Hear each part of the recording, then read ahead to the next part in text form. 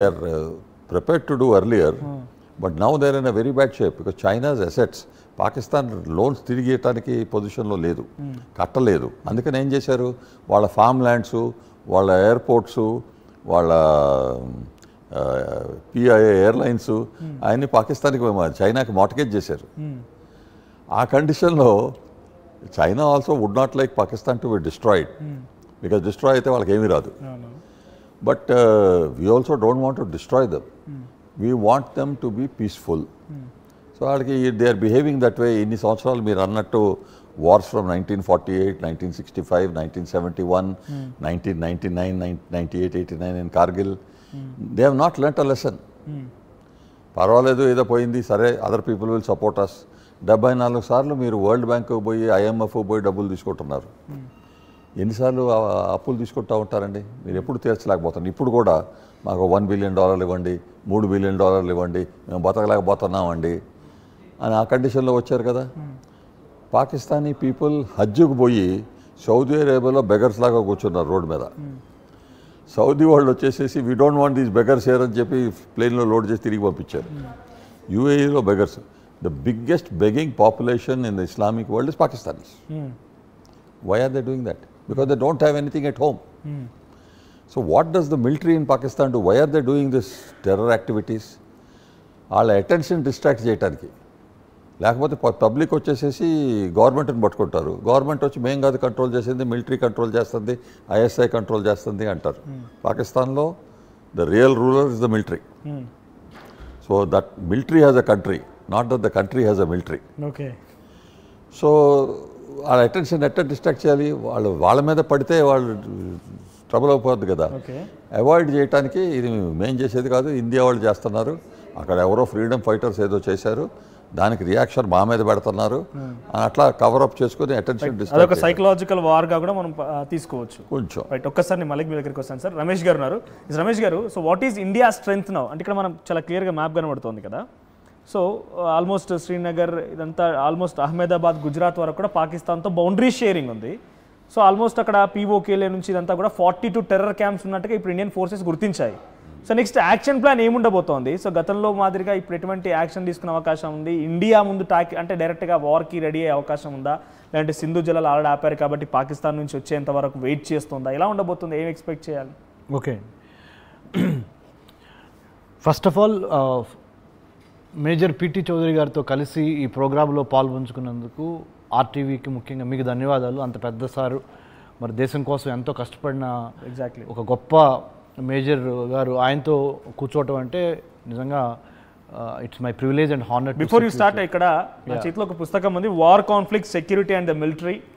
ఇది స్వయంగా పిటి చౌదరి గారు ఆయన చేతితో రాసినటువంటి పుస్తకం. సో చాలా ఇన్ఫర్మేషన్, అసలు వార్లో ఎలా ఉంటుంది, at the same time conflict, security, అన్ని అంశాలను ఇట్లా చాలా పుస్తకాలు రాస్తారు ఆయన. ఆయన చాలా ఇన్ఫర్మేషన్ రావాల్సి ఉంది. కొంచెం ఆయన గ్యాప్ ఇద్దాం, అంతలోపు నేను రమేష్ గారితో మాట్లాడతాను. రమేష్ గారు, ఎట్లా చూడాలి అంటే ఎటువంటి విధంగా స్టార్ట్ అయ్యే అవకాశం ఉంది? So can I just right, of course. See, this is about 3,323 kilometers of boundary. Okay. We share India with Pakistan. Okay.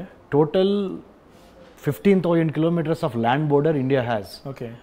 అందుట్లో 3,488, 3,488 kilometers of land border we share with China. That's called LAC, Line of Actual Control. Okay. This is about 3,323 kilometers. Share with Pakistan. దాంట్లో ఒక 740 kilometers POK. Okay. Pak occupied కాశ్మీర్లో మధ్యలో ఇది ఉంటుంది. Including 3,323లో 740 ఏమో ఈ LOC అంటారు దీన్ని. అంటే లైన్ ఆఫ్ కంట్రోల్ అంటారు. ఆ లైన్ ఆఫ్ కంట్రోల్లో భాగంగా జమ్మూ కాశ్మీర్, లదాఖ్, ఆ 3 వస్తాయి.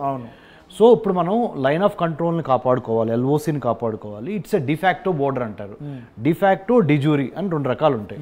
డిఫాక్టో అంటే ఏంటంటే దానికి చట్టబద్ధత లేదు, but still for the convenience sake దాన్ని మనము ఒక ఎల్ఓసిగా తీసుకున్నాం, లైన్ ఆఫ్ కంట్రోల్గా. అంటే కాల్పులు విరమణ చేసి కాపాడుకోవటం యువతల నుంచి అవతల నుంచి. So this is about this. ఇంకోటిగా వస్తే 4,000 kilometers we share our land border with Bangladesh. 15,000 kilometres of land borders ఉంటే భారతదేశానికి, అందుట్లో 4,000 కిలోమీటర్ల పైచిలకు బంగ్లాదేశ్తో. The longest border line we share with is Bangladesh. The second longest is with China, 3,488 kilometres. The third longest with Pakistan, 3,323 kilometres. తర్వాత we have a land border with Nepal, Bhutan, Myanmar. And then ఆఫ్ఘనిస్తాన్తో 108 kilometres to 106 kilometres వరకు ఆఫ్ఘనిస్తాన్తో కూడా ఉంది. So we have a huge coastline.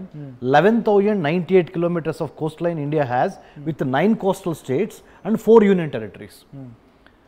Starting from, you can see it here, Gujarat, Gujarat, Maharashtra, Goa, Karnataka, Kerala, Tamil Nadu, Andhra, Orissa, West Bengal.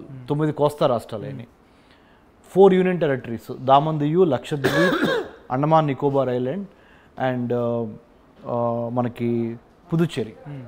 మొత్తం ఇవన్నీ కలుపుకుంటే 11,098 kilometers of coast line India has.